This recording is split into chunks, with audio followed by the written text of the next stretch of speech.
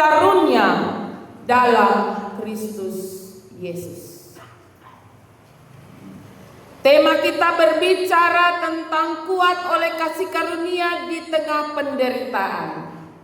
Surat yang kita baca ini adalah surat pribadi Paulus kepada anak rohaninya Timotius. Rupa-rupanya Timotius sedang berada dalam kondisi yang disebut penderitaan. Karena itu Rasul Paulus menasehati Timotius untuk jadi kuat.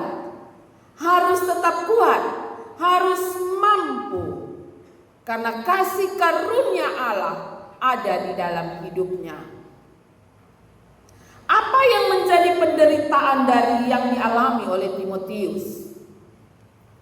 Kekasih Tuhan sekalian, Timotius ini baru berusia antara 30 sampai 40 tahun ketika ia diminta Rasul Paulus untuk memimpin jemaat di Efesus. Ia masih sangat muda pada masa itu, karena pada masa itu yang mampu atau yang biasa memimpin sebuah perkumpulan jemaat, khususnya dalam masyarakat Yahudi itu adalah para tua-tua yang sudah berambut putih. Karena itu Timotius ini dalam dirinya ada rasa takut, ada rasa segan, ada rasa kurang percaya diri. Timotius cenderung pemalu. Timotius merasa terintimidasi oleh keadaan di sekelilingnya, bahkan oleh jemaat di mana ia memimpin.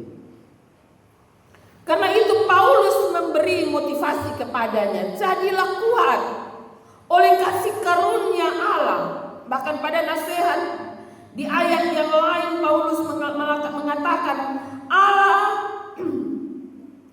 yang memberikan roh kekuatan dan kasih serta ketertiban, bukan roh ketakutan. Dia menolong Timotius untuk bisa memiliki rasa percaya diri di dalam hidupnya. Yang kedua, Timotius ini juga sering direndahkan dan tidak dihormati karena usianya. Karena itu Paulus menasihati dia untuk jangan membiarkan orang lain merendahkanmu karena usiamu muda. Ya. Timotius juga sering mengalami masalah kesehatan di pencernaan. Karena itu pada bagian ayat yang lain, ketika ia mengalami masalah pencernaan, Paulus menyarankan kepada dia untuk minum sedikit anggur. Nah, ini ayat nih yang sering kali dipakai. Saudara-saudaraku yang kekasih, Timotius pun menghadapi pengajaran sesat.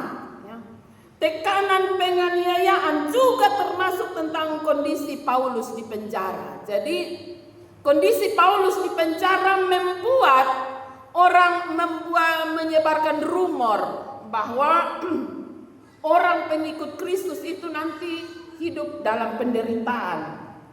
Dan karena itu Paulus juga menasihati Timotius untuk tidak malu memberikan kesaksian, tetap teguh pada ajaran yang benar. Bahkan bacaan kita mengatakan di ayat yang ke-9 bahwa karena penderitaan Injil inilah aku dibelenggu seperti seorang penjahat, tetapi firman Allah tidak terbelenggu. Saudara-saudaraku yang dikasihi oleh kasih Tuhan kita Yesus Kristus, karena itu pernyataan Paulus yang mengatakan jadilah kuat oleh kasih karunia Allah ini menjadi spirit, menjadi motivasi atau menjadi kata kunci dalam siarah iman, dalam siarah pelayanan setiap orang percaya. Paulus memberi nasihat kepada Timotius untuk menjadi hamba Tuhan yang tangguh, hamba Tuhan yang setia, hamba Tuhan yang siap bahkan siap untuk menderita demi Injil, demi panggilan pelayanan. Paulus menggunakan metafora 3, yaitu yang pertama dia memberi metafora tentang prajurit. Seorang prajurit itu dia tidak pusing dengan semua hal, dia fokus pada tanggung jawabnya. Ketika ia ditugaskan untuk melakukan satu tugas, dia fokus dengan tugas itu, karena itu adalah amanat yang diberikan oleh komandannya. Yang kedua, dia berbicara tentang olahragawan. Seorang olahragawan itu, yang disebut olahragawan sejati ialah orang yang jujur, yang sportif, bermain jujur, ya. Sone pakaneko itu seorang olahragawan, karena itu medalinya diakui. Ketika ia keluar sebagai pemenang, medalinya diakui. Kita tahu bahwa bahkan di dunia internasional banyak olahragawan yang sudah mendapatkan medali tapi kemudian dianulir. Kenapa? Karena kedapatan melakukan kecurangan, misalnya menggunakan narkoba dan lain sebagainya. Karena itu seorang olahragawan sejati harus fokus. Demikian juga seorang anak Tuhan harus fokus. Hidup dalam kejujuran, hidup dalam kepastian. Kemudian dia berbicara contoh tentang seorang petani. Seorang petani itu fokus pada pekerjaannya, tanggung jawabnya. Karena itu dia akan menjadi orang yang pertama menikmati hasil kerjanya. 3 contoh ini disampaikan oleh Paulus kepada Timotius, agar Timotius benar-benar tidak menjadikan berbagai tudingan, berbagai alasan yang datang kepadanya sebagai alasan untuk tidak menjadi seorang pemberita, seorang pembawa kabar baik. Bahkan Paulus memberi contoh pada ayat yang ke-9, bahwa bahkan ketika ia terbelenggu di penjara sebagai seorang penjahat sekalipun, pelayanan tidak boleh terbelenggu. Injil tidak boleh berhenti. Pelayanan harus tetap jalan. Ada banyak orang yang harus diselamatkan. Firman Tuhan harus tersampaikan kepada semua orang. Jangan menjadikan alasan apapun sebagai alasan sehingga pelayanan terbengkalai. Saudara-saudaraku yang dikasih, Timotius harus tetap bersandar hanya kepada Yesus sebagai penopang dalam pelayanannya, dan selalu menyadari bahwa semua yang terjadi di dalam hidupnya adalah karena kasih karunia Allah. Ia diberi kepercayaan untuk melayani karena kasih karunia Allah, bukan kuat dan hebatnya. Kok dia siapa? Ya. Dia punya papa orang Yunani, Timotius ini. Dia punya mama orang Yahudi, tapi rupa-rupanya telah menjadi Kristen. Karena itu pada bagian yang lain Paulus mengatakan, imanmu telah bertumbuh sejak kecil oleh pengasuhan ibumu dan nenekmu. Sebuah iman yang begitu kuat dalam diri seorang Timotius. Tapi itu pun ia diterpa oleh berbagai tantangan dan pergumulan dalam hidupnya. Injil atau kabar baik harus terus disampaikan apapun kondisinya.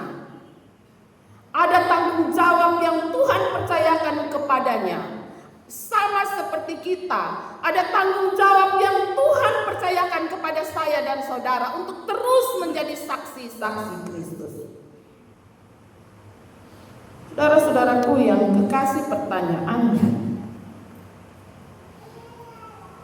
mengapa kehidupan kita harus terus menjadi saksi dan tidak boleh kendor? Kita dapat membaca itu dalam ayat 8 sampai ayat yang 10. Karena Yesus.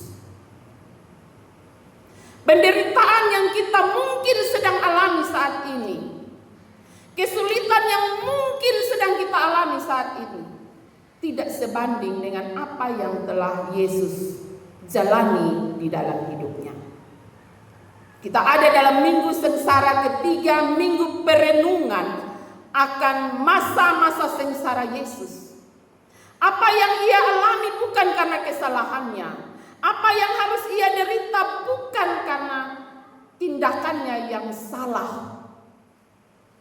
Tetapi justru penderitaan dan kesengsaraan yang dialami oleh Yesus karena dosa dan kesalahan saya dan saudara. Tapi ia terus menanggungnya bahkan sampai pada kematiannya. Dan ia keluar sebagai pemenang. Kita membaca itu pada ayat yang ke-8 dan ayat 9 serta ayat yang ke-10. Karena itu Paulus mengatakan, karena pemberitaan Injil inilah aku menderita. Paulus kasih ingat di Timotius, aku menderita, aku masuk penjara. Tetapi semua itu aku jalani karena kasih Kristus begitu besar dalam hidupku. Kasih karunia Allah tidak pernah mengecewakanku. Saudara-saudaraku yang kekasih, iman yang demikian mestinya berlaku dalam kehidupan saya dan saudara. Karena keselamatan bukan untuk kita saja, tetapi juga untuk semua orang. Itulah panggilan kita. Keselamatan berlaku secara universal kepada semua orang. Semua orang layak untuk mendengarkan kasih Kristus. Keselamatan yang Tuhan buat. Karena itu kita tidak bisa berhenti pada diri kita sendiri. Cukup mengamankan diri sendiri, orang lain tidak usah. Jangan. Saya dan saudara punya panggilan yang sama. Firman Allah tidak boleh terbelenggu oleh berbagai hal. Jangan sampai firman Allah tidak kita saksikan hanya karena berbagai alasan-alasan pribadi. Saudara-saudaraku yang kekasih, Paulus mengatakan dengan tegas pada ayat ini, meskipun ia terpenjara, tapi itu bukan menjadi alasan untuk membuat firman Allah ikut terbelenggu. Apapun alasannya, pelayanan harus diselamatkan. Kabar baik harus terus tersampaikan kepada dunia. Karena semua orang layak dan patut untuk diselamatkan. Saudara-saudaraku yang kekasih, Roma 8 ayat 35 sampai 39 berbicara bahwa tidak ada satupun yang dapat memisahkan kita dari kasih Kristus. Apapun itu, penganiayaan, penderitaan, kelaparan, ketelanjangan, apapun itu, bahkan kematian sekalipun, mestinya tidak boleh memisahkan kita dari kasih Kristus. Kita melihat dalam bacaan kita, ayat 13 bahkan mengatakan, ketika kita tidak setia, Dia tetap setia. Saudara-saudaraku, mari kita lihat diri kita sendiri. Botong siapa ya? Kira-kira botong siapa aku begitu hebat sekali, sehingga bahkan ketika kita tidak setia, Allah tetap setia. Allah telah tetap mengulurkan tangannya. Allah terus mencari kita, ingin membawa kita dalam rangkulannya, mempertahankan kita, bahkan menjadi superhero untuk melawan kegelapan demi kita selamat. Siapa kita? Mari kita bertanya pada diri kita sendiri. Beta ini siapa? Beta pu hebat di mana? Sehingga Allah tetap setia bahkan ketika kita tidak setia. Kadangkala keegoisan kita membuat kita merasa hebat. Saudara-saudaraku yang kekasih, kasih Allah di dalam Kristus adalah mutlak dan tak bersyarat. Meskipun orang percaya mengalami masalah dan pergumulan, kasih Tuhan tetap ada dan menjamin kehidupan orang yang setia, sehingga menjadikan kita keluar sebagai pemenang. Siapa di sini yang tidak pernah menderita? Semua kita pernah mengalami penderitaan, tetapi kasih karunia Allah adalah anugerah yang menguatkan, menopang, memampukan saya dan saudara untuk bertahan serta tetap mengalami sukacita. Ya. Karena itu banyak orang mengatakan ini orang Kristen dong, ya. Keluarga mati judong menyanyi. dong tepuk tangan. Malam-malam bukan dong menangis, ma dong menyanyi. Itulah bagian dari kasih karunia Allah yang dilimpahkan kepada saya dan saudara, sehingga kita punya kemampuan untuk keluar dari penderitaan itu sebagai pemenang. Kasih karunia Allah bukan menghilangkan penderitaan, tetapi memberikan kita kemampuan untuk menaklukkannya. Ya, kita diberi kemampuan untuk menaklukkan penderitaan, bukan mengambil penderitaan itu dari kita. Kadang-kadang kan doa kita kan sering meminta Allah untuk mengeluarkan penderitaan itu dari kehidupan kita. Saya tidak mau menderita. Tuhan kasih keluar ini penderitaan. Kenapa penderitaan ini datang? Dan apa jawaban Tuhan? Dia memberi bahu yang kuat. Dia memberi hati yang kuat. Kemampuan untuk ada di dalam penderitaan itu, tetapi akan keluar sebagai pemenang dari penderitaan itu. Kasih karunia Allah memampukan saya dan saudara untuk tetap setia. Kasih karunia Allah memampukan saya dan saudara untuk tetap memiliki pengharapan. Dan saudara-saudaraku yang kekasih, betul atau tidak, ketika kita telah melewati satu penderitaan dan kita mampu untuk melewatinya, ketika kita berhadapan dengan orang yang mengalami penderitaan yang sama, kita menjadi orang justru yang mampu untuk ada di sampingnya, karena kita telah melewatinya. Ya. Mari kita lihat kehidupan ini, ya. Kita mampu punya rasa, ya. Kita yang mungkin pernah mengalami kematian orang-orang yang kita cintai, ya. Mungkin kita pernah mengalami kematian orang tua, papa dan mama, ya. Atau kita pernah mengalami kematian suami atau istri pendamping kita. Maka marilah kita lihat apa yang telah mereka lewati itu. Ketika ada tetangga, ada saudara yang mengalami seperti yang mereka alami, apa yang mereka lakukan? Mereka akan menjadi orang pertama yang ada di samping orang yang sedang mengalami penderitaan itu. Betul kesan?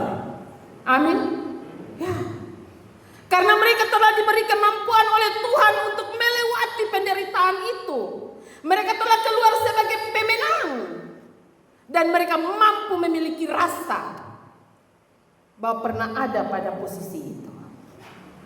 Saudara-saudaraku yang kekasih, mengapa Yesus mengizinkan penderitaannya? Kadang-kadang botong marah dengan Tuhan, kecewa. Wih Tuhan, kenapa harus beta? Kenapa harus saya yang mengalami ini? Sebenarnya pertanyaan itu salah. Pertanyaan yang benar ialah bagaimana tanggapan kita ketika menghadapi penderitaan tersebut. Karena melalui penderitaan orang mestinya disadarkan betapa ia sangat membutuhkan kasih karunia Allah. Betapa ia bergantung penuh pada uluran tangan Allah. Karena di saat kita pasrah, ada saat kan di mana kita sampai pada titik kehendakmu yang terjadi, ya. Seringkali kita berdoa, Tuhan saya mau ini. Tapi pada titik tertentu kita sampai pada doa, kehendakmu yang terjadi. Saudara-saudaraku yang kekasih, melalui penderitaan Tuhan justru sedang menggenggam tangan kita. Bahkan ia menggenggam lebih kuat. Yeremia mengatakan dia menggendong kita. Kasih karunia Allah justru mengubah hidup kita menjadi lebih dewasa. Kasih karunia Allah menolong kita untuk bertumbuh secara benar. Penderitaan membuat kita lebih peka untuk memperhatikan penderitaan orang lain. Dan mendorong kita untuk mampu berbagi kasih karunia. Dan kita menjadi bejana kasih karunia yang berlimpah, ya. Orang yang telah melewati penderitaan, ia menjadi bejana yang berlimpah dengan kasih karunia Allah. Karena apa? Karena dia akan menjadi lebih peka. Karena ia pernah ada di posisi itu. Ia mampu membawa penghiburan kepada sesama yang menderita.